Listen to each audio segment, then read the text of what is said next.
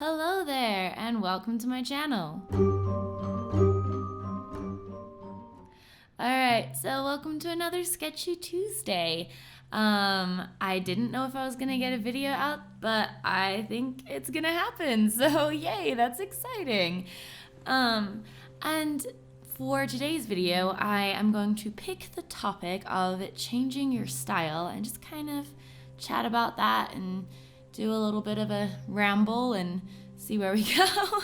I just have a couple of thoughts and I wanted to kind of hear your thoughts and start a bit of a conversation about changing your style, because I feel like my style has changed a lot recently and I'm super excited about it, and I've gotten quite a few comments about it. I've gotten some questions, and I know that a lot of people have questions about their style, how to develop their style, how to change their style, how to create a unique style. And I don't know, I think there's a lot of stuff to talk about in regards to your personal style. So hopefully that sounds interesting to you guys. And yeah, so let's start. So quick little note, I am working in my handbook journal company Sketchbook. That's pretty much what I always am working in when I use a sketchbook. It's my favorite sketchbook. I need to make a whole video about this sketchbook because this is my third one and it's amazing. I love it. I genuinely love it. They've never sponsored me. I would love them to sponsor me, but they never have. So this is not sponsored. It's just a great sketchbook. But yeah, so my style I feel like has been changing a lot recently. If I look back at my past work, especially when I first started YouTube, I was doing a lot of very cartoony stuff. And when I did more semi-realistic, it was I felt like semi-realistic, and it was a little closer to realistic, and it wasn't, I don't know, I liked my style back then, but there wasn't that much cohesiveness, I felt like, between the two styles in terms of colors and content even. Because I don't think that you just have to have one style of art. I think there's some importance and some validity to having a defined style that you're working in and that you're consistently refining and working towards. But I think it's totally okay to have multiple styles and things like that, and have ones that you do a little bit more for fun and sketchy things, and ones that you kind of transition into for larger pieces. The thing that has been really exciting for me is that I feel like a lot of my work is starting to look cohesive in terms of color, content, overall aesthetic, even if styles are slightly differing across the board. So I feel like recently I've also started to look at my work and kind of figure out what work in the Marie Kondo sense sparks joy. And I realized that it was a little bit more my semi-realistic work than my super cartoony stuff. If I look back on my old work when I started my channel, especially my one marker challenge and stuff, it was very cartoony, and as fun as that was, and while I still enjoy kind of drawing stuff like that, I've realized that the artwork that kind of sparks joy for me the most in terms of the finished pieces and the big pieces are kind of more slightly semi-realistic artwork, at least more in the proportions. And then I started figuring out what things I wanted to exaggerate, and I really like eyes, and so I wanted to exaggerate the eyes a little bit more. And I also love color. I've always loved color. Color has always been the thing that I've considered myself strongest at. I personally consider my drawing skills probably the weakest of my skill set. And then I think that I'm stronger at my actual painting and shading skills, and I think I'm strongest at my color work. So that's not to demean myself and be oh, I'm a terrible drawer. I just think that I am stronger at color and painting than I am at actual drawing and line work, and that's because I think a little bit more in shapes than I do in lines. But anyway, that's a whole other topic. So with my style development, I was well, I really love color. I really want to start popping the color and start playing with the color, because I've always loved artwork that has unique colors in it, and I think I've always just been a little afraid to push myself in that regard. I've pushed myself a little bit, but I haven't pushed myself as much as I've wanted to in the past. And so I've really started to push that a lot more. the eyes thing, like I really started to fall in love with these big long eyelashes on the bottom and having it weighted a little bit more heavily there, and also playing with a lot of unique colors on the eyes. And I've also really been enjoying playing with things like glitches, colored line work, things that add a little bit of a strange effect to it. And where I was like pulling that from was looking at my past work and thinking about things that have shown up in my work consistently, regardless of what style it was.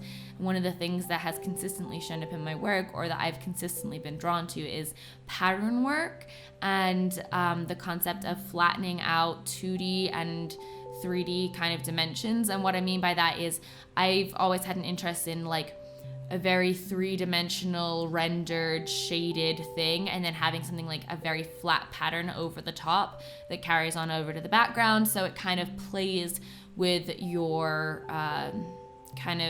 spatial view when you're looking at it. It kind of has this like juxtaposition and creates this kind of back and forth, and that's something I've always been really interested in, was pattern work. I've also always loved botanical imagery, plants, flowers, things like that has always been something that I've been drawn to, as well as just natural imagery in general. So like flattening things out, imagery, like the certain imagery, colors, emphasizing the eyes, those were all things that I've always been drawn to throughout all of my artwork, looking back at it. And those were some of the things that I decided to start emphasizing. I've also recently been really inspired by vaporwave and a lot of the colors and kind of glitch-like effects that are showing up in that artwork.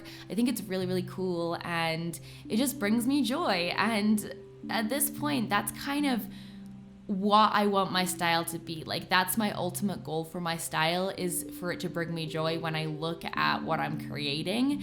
And right now, I feel like it is. I always thought like, oh, my style will just come naturally, but and I do think it does, because I looked back at a lot of the work that I had previously created when trying to kind of develop the new style direction that I wanted to go in. And it wasn't even a new style direction so much as it was me wanting to kind of give myself the opportunity to start creating some more a more cohesive body of work. And just kind of wanting to try some new things, and then I'm kind of really deciding to spend a little bit more time in this moment instead of just rushing on to the next kind of concept and idea. So I actually think my opinion on developing art style has changed a bit. I think that it is important to take some time to not only develop your style in terms of the way that you're drawing, but to look back and consider the things that you're really interested in and the things that you want to spend time exploring more.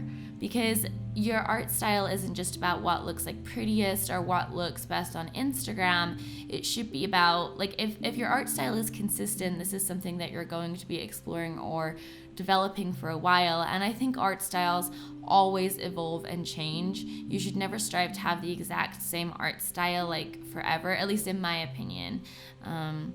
But I think that your art style evolves and changes, and you can usually see the progression of that over time when you look back at your body of work. But I just think that after kind of spending some more time developing my art style, I feel a lot more fulfilled in my art.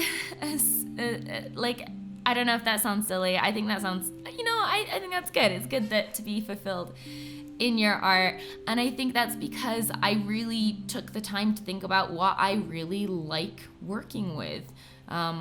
What brings me joy. So I think if you're considering changing your art style, or you want to change things up, there's probably a reason for that. And like, if you're not happy with what you're making, and you want to change things up, look back at the things that really did make you happy and the parts of your work that you've always really enjoyed, and use that as the starting point for figuring out the direction that you want to pursue and explore, and go from there. Because I don't know, that really worked for me. And like, I personally am really excited about the direction that I'm going. I think that if you look at my artwork from before and my artwork from now, there's a lot more cohesiveness between the pieces, and they look a little bit more like the same person drew them, which is nice. And I've just really been enjoying that, and I've been enjoying figuring out what makes me happy. So that's kind of it. Those are my thoughts on art style, at least on changing your art style. I have some more thoughts. I have lots of thoughts, but you can only fit so much into like a 10, 11-minute video. I hope you guys liked this little sketch. She's a little flower girl. I just wanted to work with orange and pink. I've been using these Daler and Rowney Aquafine inks, and they're so fun. I really, really like working with them. They're like watercolor inks. So they're all translucent, and I used a few of those for this, as well as my good faithful white jelly roll Uniball. Wonderful, wonderful pen that I adore. So yeah, that's pretty much it for this video. I hope you guys liked it. If you did, give it a thumbs up. Come subscribe, join the Wonderland fam. I put out new videos every Tuesday and Friday. And as always, thanks for watching, and have a great rest of your day. Bye guys!